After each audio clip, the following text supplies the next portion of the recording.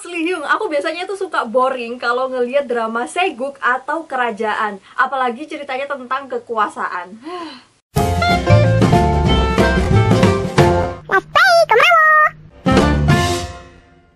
Mr. Queen, salah satu drama rating tinggi yang penuh kontroversi. Drama ini diawali dengan cerita tentang Jang Bong-hwan yang merupakan koki termuda di Blue House. Blue House itu istana kepresidenan Korea Selatan ya Hyung.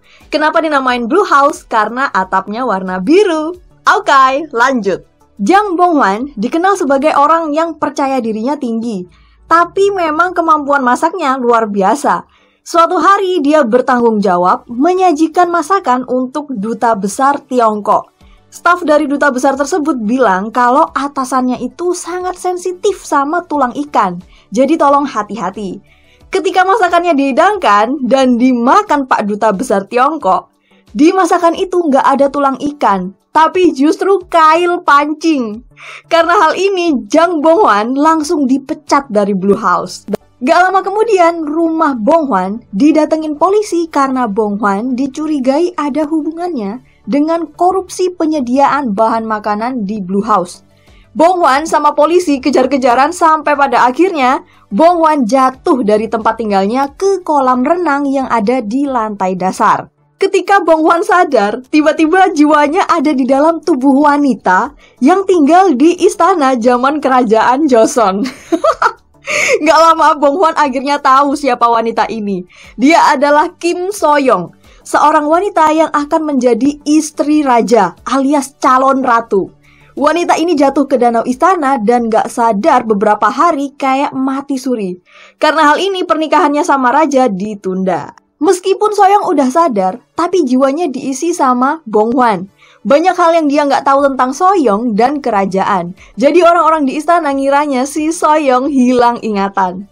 Nah, perkara hilang ingatan ini bikin seisi istana rame banget. Apalagi penyebab So-young jatuh ke danau masih jadi kontroversi. Bong-hwan yang ada di dalam tubuh So-young gak peduli sama keributan di istana. Dia cari cara supaya bisa balik ke tubuh aslinya karena dia stres di kerajaan, banyak aturan, badannya berubah, otot-otot di badannya yang dianggap anak sendiri udah gak ada. Dia juga pusing karena di sana masih serba tradisional. Awalnya, Bong-hwan mikir kalau dia nyebur ke danau istana, dia bakal balik ke badan aslinya. Tapi ternyata danau istana itu airnya udah dikuras atas perintah Ibu Suri, biar nggak makan korban lagi kayak yang dialami So-young. So-young alias Bong-hwan akhirnya mati-matian minta tolong ke Ibu Suri supaya airnya bisa diisi lagi. Apakah So-young berhasil? Oh, tidak semudah itu sayang. Ibu Suri bukan tipe orang yang gampang dibujuk. Lagian bayangin aja, ngisi air ke kolam segede itu kapan selesainya, Mama? Selama Bong-hwan terperangkap dalam tubuh So-young, banyak tingkah lucu, aneh, bahkan gak pantas dia lakukan. Hal ini bikin orang-orang di sekitarnya kewalahan dan gak habis pikir. Terutama Dayang sama koki kerajaan sih. Aturan yang dikasih tahu Dayang dibantah. Terus karena jiwa Bong-hwan ada di dalam tubuh So-young, jadi dia pinter masak. Akhirnya dia ambil alih dapur kerajaan karena masakannya lebih enak daripada koki kerajaan yang udah kerja bertahun-tahun. Pokoknya si koki ini udah gak ada harga dirinya lah kalau di depan So-young. Di sisi lain ada Raja Choljong yang merupakan calon suami So-young. Meskipun keduanya akan menikah, tapi cinta So-young bertepuk sebelah tangan. Aigu, dia sad girl Hyung. Jadi ceritanya So-young suka sama Raja Choljong, tapi Raja Choljong sukanya sama Jo Hwa-jin. Siapakah Jo Hwa-jin? Dia adalah wanita yang udah lama deket sama Raja dan bakalan jadi selir di istana. Kenapa Raja suka sama Jo Hwa-jin? Karena saat Raja masih kecil, ada seorang gadis yang bantu dia keluar dari sumur. Dan si Raja ini ngiranya dia adalah Jo Hwa-jin. Oke, meskipun cinta So-young bertepuk sebelah tangan, tapi sebenarnya ada laki-laki yang rela berkorban demi kebahagiaannya. Dia adalah Kim Byung-in, sepupunya So-young. Mas sepupu ini udah lama suka sama So-young. Tapi karena So-young sukanya sama Raja, akhirnya Mas sepupu ngalah demi kebahagiaan So-young. Wait, balik ke raja. Meskipun jabatannya sebagai raja, tapi sebenarnya dia cuma boneka. Boneka yang disetir sama Ibu Suri dan adiknya, Kim Jwa-geun. Mereka mengangkat Choljong jadi raja, tapi semua keputusan dibuat oleh mereka. Tujuan mereka adalah agar klan Kim atau keturunan Kim bisa menguasai istana dan leluasa melakukan korupsi. Berbeda dengan tujuan Ibu Suri dan adiknya, Raja Choljong justru diam-diam menyusun rencana untuk membongkar kebusukan istana, menghentikan korupsi, dan membangun pemerintahan yang mensejahterakan rakyatnya. Hal ini karena orang tua dan seluruh kerabatnya pernah difitnah lalu dibunuh secara kejam. Rencana raja ini sangat beresiko, tapi dia dibantu oleh 2 orang kepercayaannya buat ngumpulin segala informasi. Awalnya, Raja menganggap Soyong sebagai salah satu musuhnya, karena Soyong ditunjuk sebagai ratu itu atas perintah Ibu Suri. Jadi Raja mikirnya Soyong sama aja kayak Ibu Suri. Tapi lama-kelamaan, sang Raja melihat tingkah Soyong selama di istana itu polos banget. Akhirnya Raja mulai santuy ngadepin ratu, bahkan mereka jadi sering bercanda. Singkat cerita, terjadi pertumpahan darah di istana. Bong Hwan yang terjebak di situasi tersebut semakin stres karena pelan-pelan ingatan Soyong kembali dan terlihat oleh Bong Hwan. Apa yang sebenarnya terjadi pada Soyong dan istana? Berhasilkah sang raja membongkar kebusukan istana? Nah, yang paling penting, apakah Bong Hwan akan terjebak dalam tubuh Soyong selamanya? 나 사실은 남자야. 내일이요.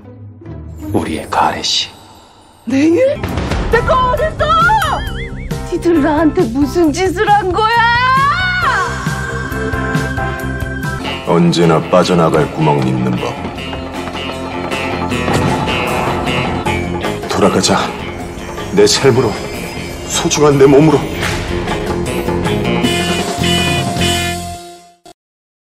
Asli Hyung, aku biasanya tuh suka boring kalau ngelihat drama seguk atau kerajaan, apalagi ceritanya tentang kekuasaan.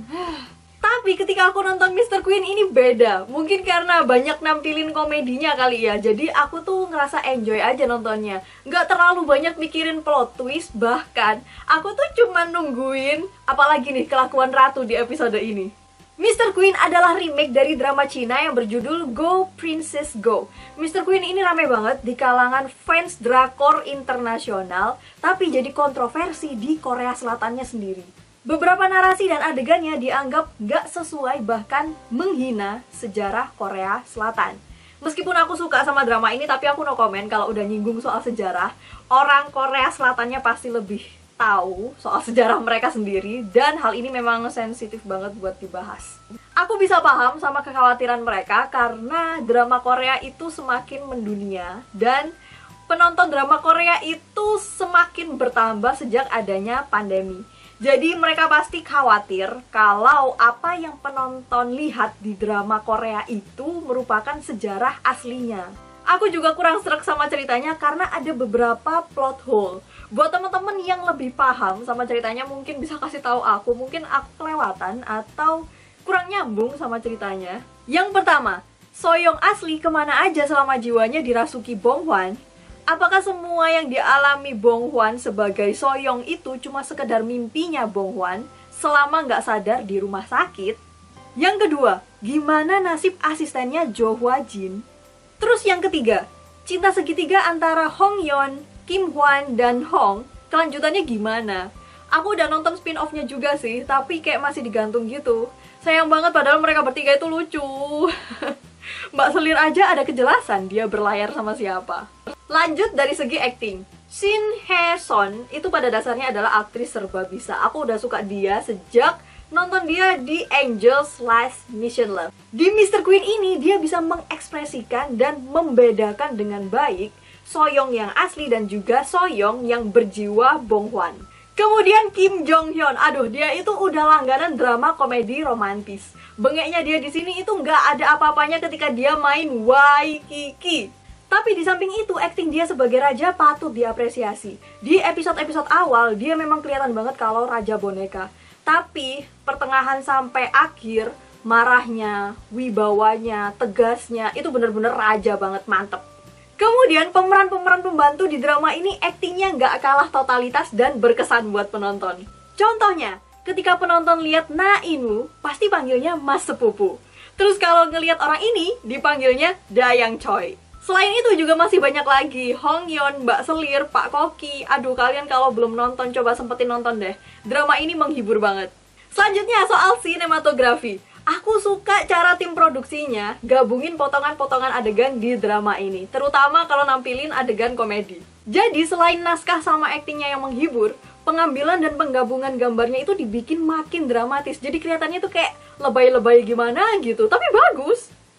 Ada hal menarik lainnya yang mencuri perhatianku selama aku nonton Mr. Queen, yaitu soal kostumnya Ratu. Aku rasa pemilihan kostumnya ini juga dilakukan secara detail. Di drama ini, teman-teman bakalan ngeliat motif dan model pakaian Ratu yang beragam dan mewah.